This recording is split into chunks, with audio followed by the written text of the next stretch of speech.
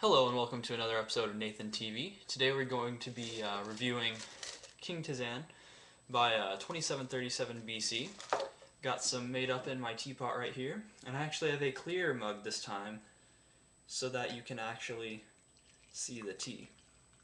So I'm gonna pour myself a nice glass right here, and as you can see, it's got a yellowy color, and that is going to be because it is made with marigold petals. It's also made with cinnamon chips and dried apricot pieces, as well as apricot essences. So let's give it a try. It's really hot, but it's really good.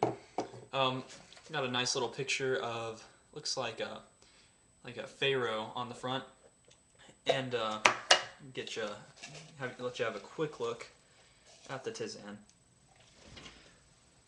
And I'm dropping stuff on the desk. So see, as you can tell, they're kind of the little yellow things are the marigold petals, the darker pieces are the cinnamon chips, and then it's also got pieces of dried apricot in there. And I was really surprised when I opened this because it smells really good. Well, I wasn't surprised that it smelled good. I was just surprised at how good it smells. Like, it smells so good. It kind of makes me a little depressed to drink this because I know that there's going to be less of it after I drink it. I just like the smell that much. Overall it's very good.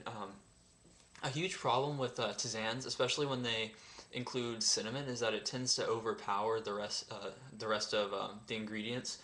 But I think there's just enough of a balance of cinnamon and apricots that it balances really nicely, and it's really smooth. Once again, here's a look at it. It's kind of a yellowy color, kind of takes after the apricot and marigold in there. And it's got a really nice mellow flavor. Like I said, cinnamon really has a tendency to overpower things, and but this, it really just it just complements the apricot really nicely, and I was very pleased with that. It like I said, this smells really good, and the taste is very similar. Well, it's a tisane, so it's pretty much gonna taste like what it smells, but it's a little less strong, which is a good thing because the scent is very strong, and that's a good thing for me. But if it tasted exactly like it smelled, you probably wouldn't have many taste buds left afterwards, just because the strength of the cinnamon. But it balances really nicely. I was very pleased. Overall, this is a very good tisane, and it's not technically a tea because it's not made from the plant Camellia sinensis. That's what every tea is made from, unless it's rooibos or a tisane like this. So it's not technically tea, but it's still very good. It's caffeine free as well, so it's good to drink at night, or if you just aren't in the mood for a bunch of caffeine. If you just had a soda or some other tea and you just don't want to be hyped up on caffeine. So it's a good alternative to that.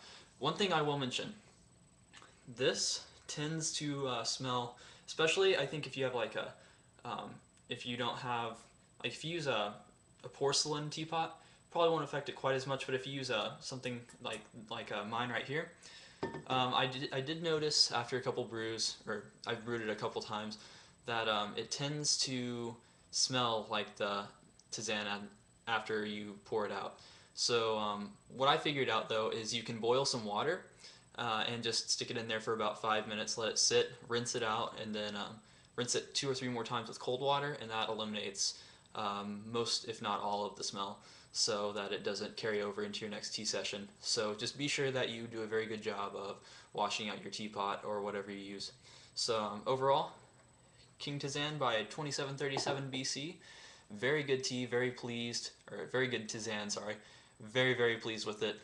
It's kind of making its way up into some of my favorite tisane that I've ever had. So it's that good.